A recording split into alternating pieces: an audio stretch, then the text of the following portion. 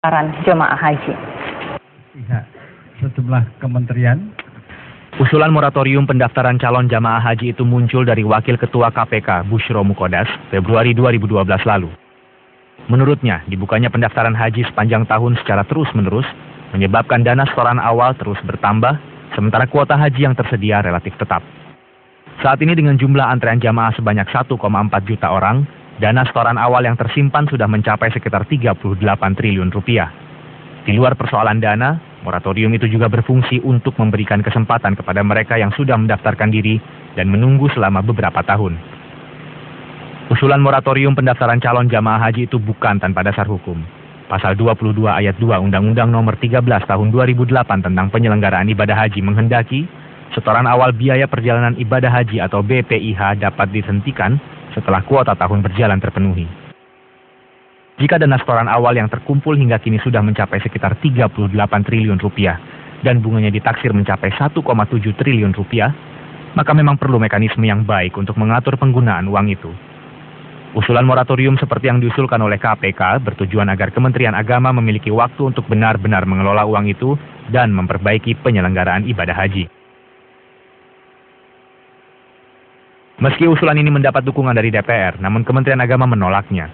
Kementerian khawatir kebijakan itu nantinya akan bertentangan dengan prinsip keadilan bagi masyarakat. Kekhawatiran dari kementerian adalah masyarakat akan merasa dihalangi oleh negara untuk bisa melaksanakan ibadah haji. Tim Liputan Metro TV. Ya, kita lanjutkan ya Pak Anggito untuk berbicara soal, saya ingin tanggapan singkat saja Bapak mengenai tadi usulan KPK untuk menghentikan sementara pendaftaran jemaah haji. Pertama, haji itu yang merupakan rukun wajib adalah sekali dalam seumur hidup. Ya. Yang kedua, tetapi kalau orang mau naik 2 kali 3 kali haji, Mbak Desi, itu adalah hak haji dia. Iya. Jadi yang kita bisa lakukan sekarang tidak bisa kita melakukan membatasi, tetapi kita melakukan pertimbangan, ya, pertimbangan dalam nomor urut tadi itu diprioritaskan bagi mereka yang belum pernah melakukan haji. Sementara yang sudah melakukan haji kita prioritaskan kemudian. Oke. Jadi itu yang bisa kita lakukan. Jadi itu jalan tengahnya seperti itu. Tadi Bapak sebelumnya kita bicara soal titipan begitu. Mana bisa ada titipan begitu. Padahal itu faktanya ada ya. Padahal sudah ditentukan kuotanya berapa setiap tahunnya. Ya begini, prinsipnya titip itu kan boleh ya, itu kan namanya juga titip ya. Tapi yang penting kan titip itu harus dilakukan melalui sistem ya. Kalau titip ya boleh, saya hanya ngecek. Ngecek dalam sistem Siskohatnya, sistem informasi jamaah haji, dan akan dimasukkan sesuai dengan nomor urutnya. Itu yang penting. Jadi dan itu tidak lagi diskresi yang dimiliki oleh seorang direktur jenderal untuk bisa memasukkan titipan ini seolah dia mendapatkan privilege. Biasanya sampai ratusan, begitu ribuan. Ada dua. Ada yang sudah masuk di kuota tapi dia batal berangkat karena sakit, karena menunda dan sebagainya. Itu sebetulnya menjadi kewenangan dari direktur jenderal atau menteri lah. Nah itu kan bisa dipakai untuk yang lain. Kedua, yang di atas kuota juga ada. Jadi undangan-undangan, kemudian fasilitas-fasilitas lain yang berada di atas kuota itu bisa juga dimanfaatkan untuk membagi kepada pihak-pihak tertentu. Yang ketiga, ya permainan yang permainan dari apakah aparat di bawah, apakah di atas, lalu mereka minta. Tapi untuk seorang Anggito Abimanyu sekarang titipan itu 0 begitu? Buat saya nggak ada lagi. Saya tentu tidak bisa menahan titipan, tapi saya tidak akan memberikan privilege ataupun keistimewaan ya bagi mereka yang titip, karena semua titipan saya tampung akan saya masukkan dalam urutan sesuai dengan urutan pendaftaran mereka. Dan bagi aparat di bawah Bapak yang melakukan hal itu, apa konsekuensinya? Tutup ya, karena sudah tidak lagi. Kalau saya tidak melakukan, harusnya direkturnya juga tidak melakukan, apalagi kepala panggil atau kantep itu sudah tidak boleh melakukan hal itu. Oke, baiklah Pak, kita bicara soal pendaftaran begitu. Rumit sekali pendaftaran ini. Sebetulnya bisa disederhanakan ya. Memang ada proses bolak-balik antara di kantor Kemenak dengan di bank gitu. Ya idealnya satu pintu saja kan, apakah melalui bank atau melalui kantor Kemenak. Tapi untuk saat ini memang saya akan coba memperkecil ya jalur birokrasinya itu mungkin 2 kali saja. Sekarang 4 kali itu. Dia harus buka rekening di bank, harus ke bank, kemudian ke kantor Kemenak, bisa ke Kanwil, Kandap, ke kantor pusat, kemudian minta nomor registrasi, baru dibayar, dapatkan foto porsi, baru dia ke kantor Kemenak lagi. Nah, saya akan melakukan dua hal. Satu, kalau yang bisa online aja sekali aja, baru kemudian dia ke kantor Kemenak untuk mendapatkan porsi.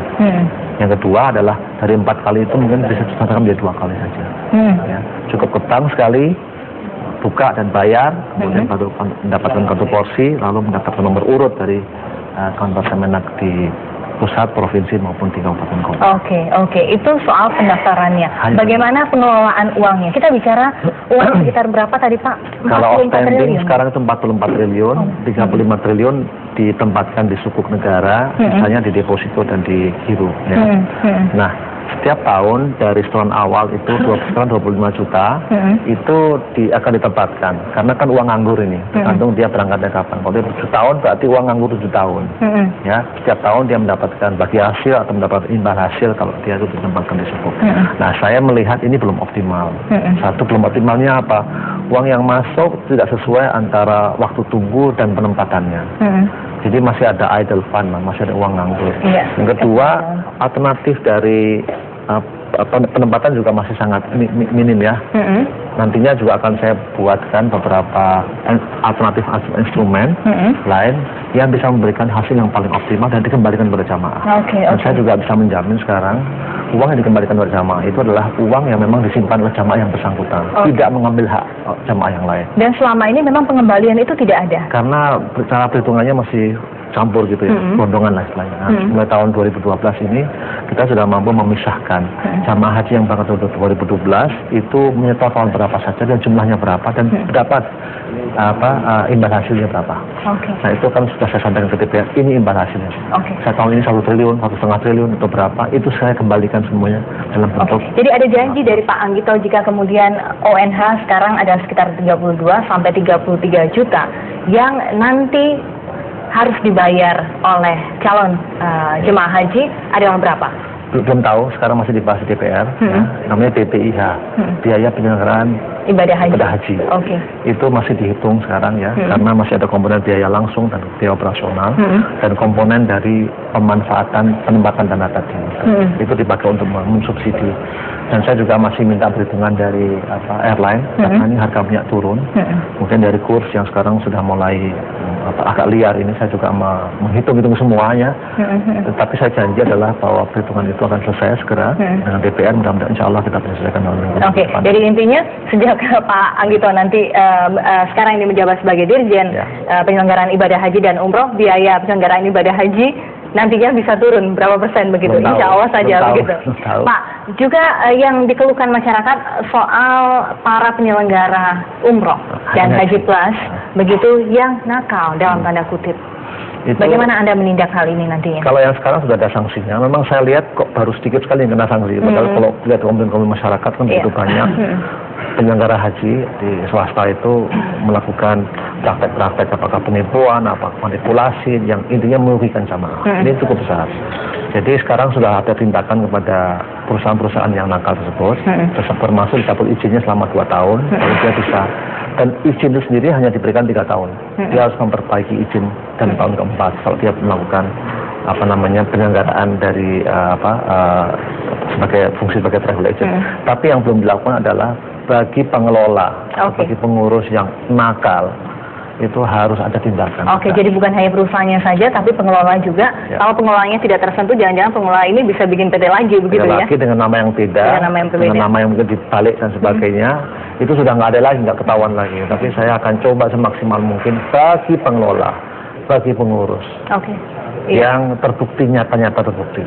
Target Anda Pak Anggito untuk menyelesaikan semua carut-marut di kedirjenan yang Anda pimpin saja, berapa lama? Saya kira tidak carut-marut ya, tapi saya yakin masih ada kesempatan untuk memperbaiki. Ya, itu saya minta waktu 2 tahun, karena tahun ini kan sebagian besar sudah dilakukan oleh pengurus yang lama atau dirjen yang lama.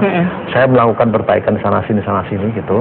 Tapi tahun depan insya Allah saya akan berjanji untuk memperbaiki seluruh sistem mulai dari penyelenggaraan, kepulangan, pembinaan sampai dengan pengelolaan keuangan. Oke, jadi intinya adalah perampingan pendaftaran begitu dari Ya, 4 proses menjadi 2 proses, penyederhanaan. penyederhanaan. Mungkin begini Mbak, saya mulai dari saya sendiri. Saya tutup semua pintu untuk menampung semua, memberikan privilege, memberikan pengecualian pada orang tertentu. Ada lagi satu, yang kedua adalah penyelenggaraan tadi, mulai dari pendaftaran sampai dengan kepulangan, pelayanan lebih baik, pembinaan di tingkat mulai dari tingkat pusat sampai dengan KUA. Gitu. Oke. Dan yang terakhir mungkin pengurangan biaya untuk melakukan ibadah haji. Mudah-mudahan seperti itu.